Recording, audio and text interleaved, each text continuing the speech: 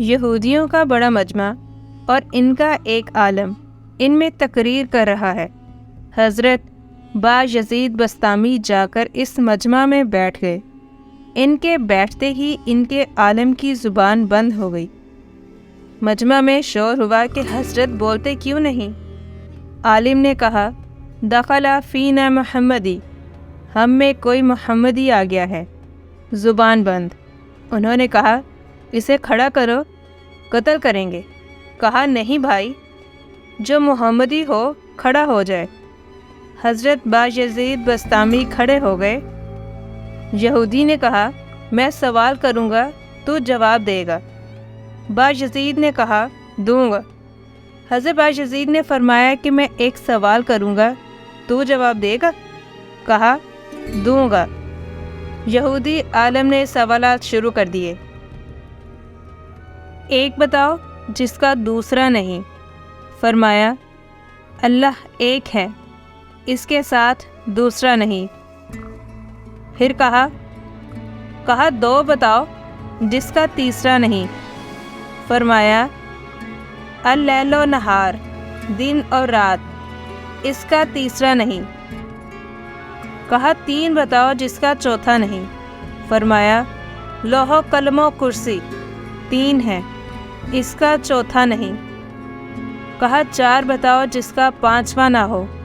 فرمایا، توریت، زبور، انجیل اور قرآن، یہ چار ہیں، اس کا پانچواں نہیں۔ کہا کہ پانچ بتاؤ جس کا چھٹا نہیں۔ فرمایا، اللہ نے اپنے بندوں پر 5 نمازیں فرض کی ہیں، 6 نہیں۔ کہا کہ 6 بتاؤ جس کا 7واں نہیں۔ کہا کہ 6 دن میں زمین و آسماں بنائے ہیں، 7 نہیں۔ کہا کہ 7 بتاؤ جس کا 8واں نہیں۔ فرمایا، میرا رب کہتا ہے کہ میں نے 7 آسمان بنائے ہیں، اس لیے آسمان 7 ہے، اس کا 8واں نہیں۔ کہا، 8 بتاؤ جس کا 9واں نہیں۔ فرمایا، میرے رب کے عرش کو 8 فرشتوں نے پکڑا ہوا ہے، 9 نے نہیں۔ کہا، وہ 9 بتاؤ جس کا 10 نہیں۔ فرمایا، حضرت صالح علیہ السلام کی قوم میں 9 بڑے بدمعاش تھے، 10واں نہیں تھا۔ اللہ نے 9 کہا ہے۔ کہا، وہ 10 بتاؤ جس کا 11واں نہیں۔ فرمایا، حج میں کوئی غلطی ہو جائے تو اللہ نے ہم پر 7 روزے وہاں رکھنے اور 3 گھر پر رکھنے کو کہا ہے، یہ 10 ہیں، 11 نہیں۔ کہا، وہ 11 بتاؤ جس کا 12واں نہیں۔ فرمایا، حضرت یوسف کے 11 بھائی تھے، 12 نہیں تھے۔ کہا، وہ 12 بتاؤ جس کا 13 نہیں۔ فرمایا، سال میں اللہ نے 12 مہینے بنائے ہیں، 13 نہیں۔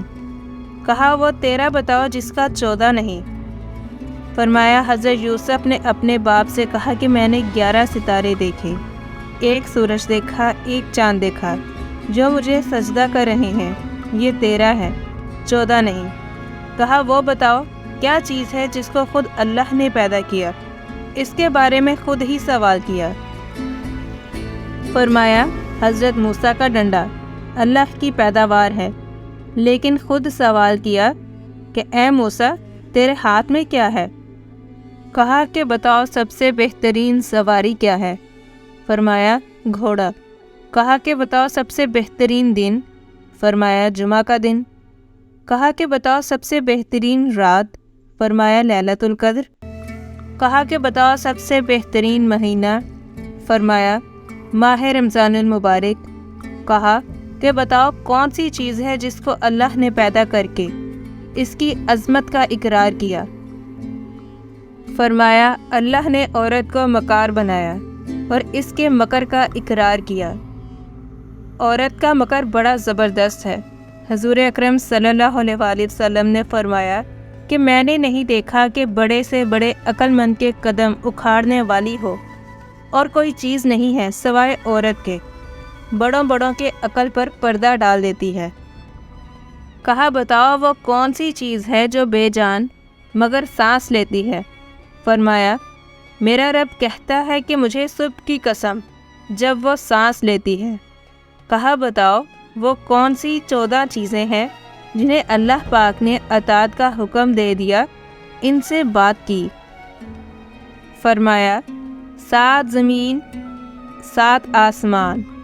القرآن اللہ نے 7 زمینیں 7 آسمان بنائے اور ان 14 کو خطاب فرمایا کہ میرے سامنے جھک جاؤ، تو ان 14 کے 14 نے کہا کہ یا اللہ ہم آپ کے سامنے جھک رہے ہیں۔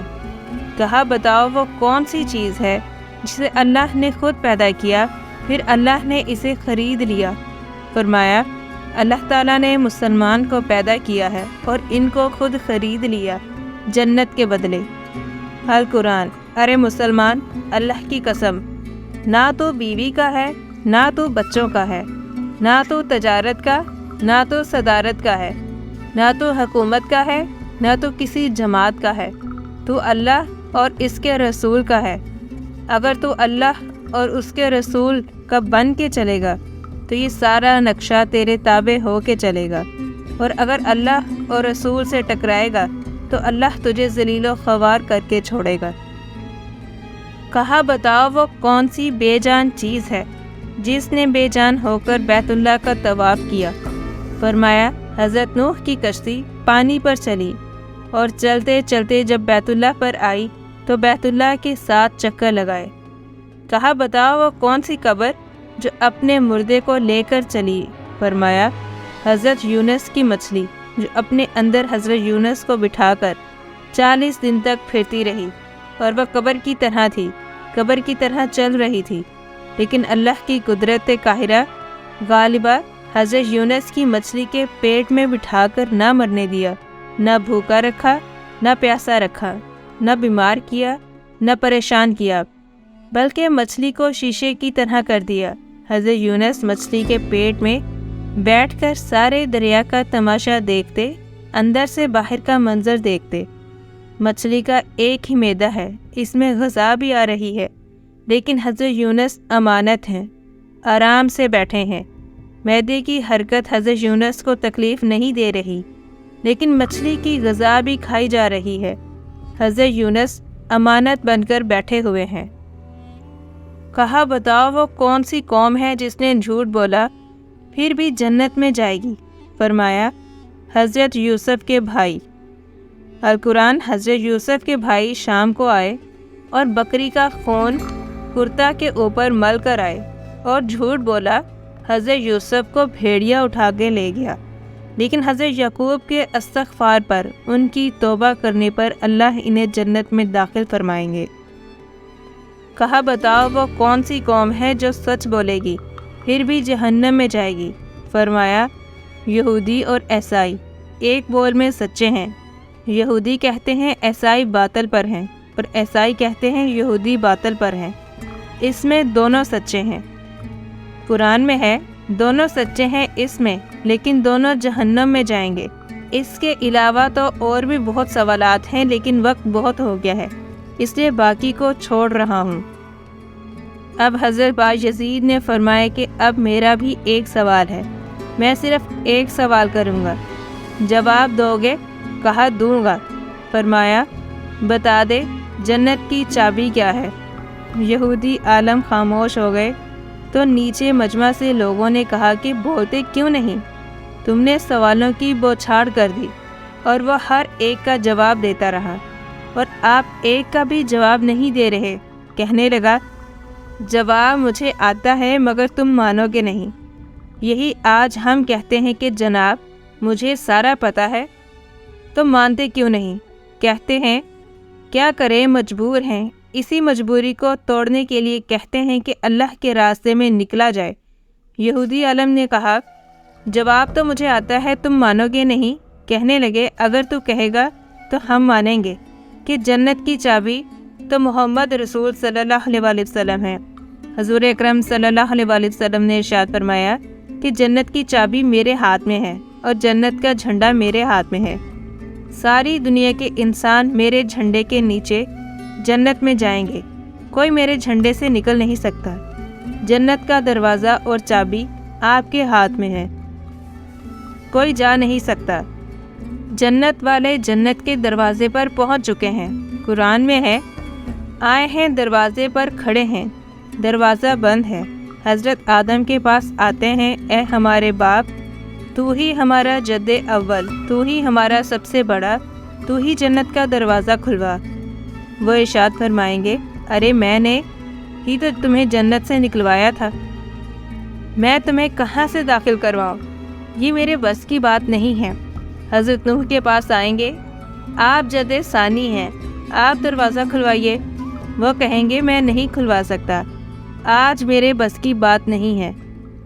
حضرت موسیٰ کے پاس آئیں گے، پھر حضرت عیسیٰ کے پاس آئیں گے۔ حضرت عیسیٰ ارشاد فرمائیں گے کہ میرے بس کی بات نہیں ہے، جاؤ نبی عربی صلی اللہ علیہ وآلہ وسلم کے پاس جاؤ، جس کے ہاتھ میں جنت کی چابی ہے اور جس کی اتباع میں دنیا کی کامیابی ہے۔ حاصل یہ واقعہ سنانے کے بعد حضرت مولانا طارق جمیل صاحب بڑے درد سے ارشاد فرماتے ہیں کہ اتنا بھی آج ایمان نہیں ہے کہ اپنی دکان کے حرام کو نکال سکے تو یہ اسلام کہاں سے زندہ کرے گا۔ جب اتنا ایمان نہیں ہے کہ ایک سنت کو سجا سکے تو یہ دنیا میں دین کو کیسے زندہ کرے گا۔ اس کی نمازیں اس کو کیا نفع دیں گی۔ دل حضرت محمد صلی اللہ علیہ وآلہ وسلم والا نہیں ہے۔ معاف کرنا، دل میرا بھی اور آپ کا بھی وہی قارون والا ہے کہ مال اور مال ہو، پیسہ ہو اور پیسہ ہو، دروازہ بند ہے، آج کوئی کھلوا کے تو دکھائے۔